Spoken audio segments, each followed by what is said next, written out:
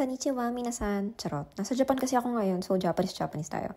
Panoorin niyo nga pala tong vlog ko. I-share ko sa inyo ang mga experiences ko dun sa malupit na flight ko. Grabe. Sobrang nakakapagod, pero let's go. Departure video pala to ng SB19, palipad kami ng Dubai. Hi guys, share naman natin yung airplane journey ko. Oh my god. So yeah, Manila to Dubai, Dubai to Manila, Manila to Narita. So ito nga pala yung nangyari sa malita ko paglapag ko sa Dubai. Grabe, diba?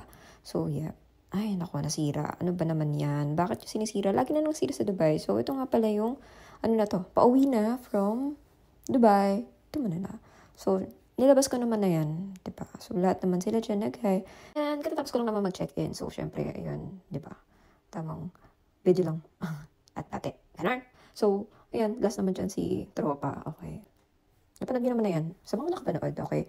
In-upload ko naman sa lahat ng SNS yan. So, ayan, mag-check sila. Tapos may nagpa-picture kay Ken. So, of course, yun lang nating ipakita. So, and then, eto, pabalik-balik sila dun. So, yun lang. Okay.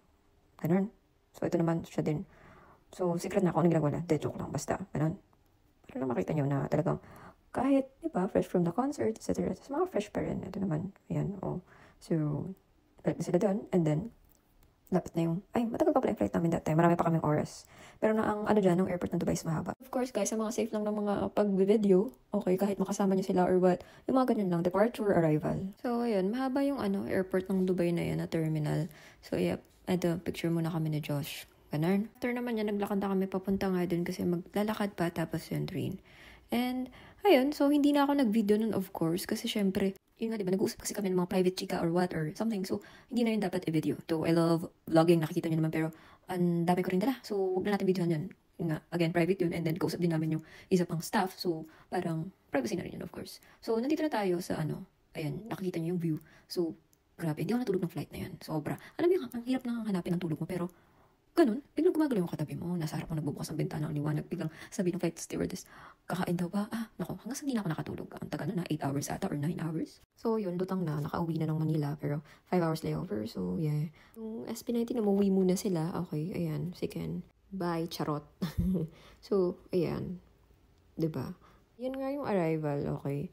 Sira yung maleta ko, so nakakompensate naman ako sa airline. Diyan the pagod, guys. And ako din pagod, tas didiretso pa ako ng Japan yan. So yan, napanood nyo na rin naman to. In-upload ko naman na yan. So, pero isama pa rin natin. Ayan, so, diba?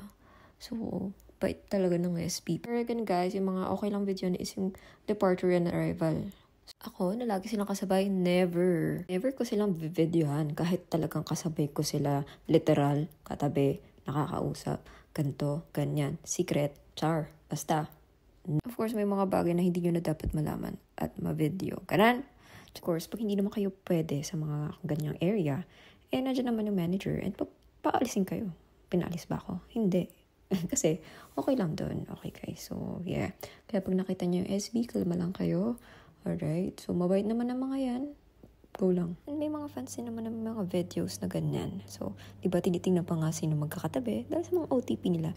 Okay, so ito na, papunta na ako ng Japan. My gosh, kamusta naman? And then, buti na lang wala akong katabi dyan. Nakatulog ako. At ito na nga, nakarating na ako sa Japan. So, ganun nung pag wala kayong katabi, pwede kayong humiga sa aeroplano. Doon pa ako nakatulog talaga sa papuntang Japan. So, yeah. Talaga naman sinalubong ako ng Pokemon. So, thank you so much sa panonood, guys. Nandito pa rin ako sa Japan at magpapakasaya. Next trip is secret. Charot. Bye. Thank you.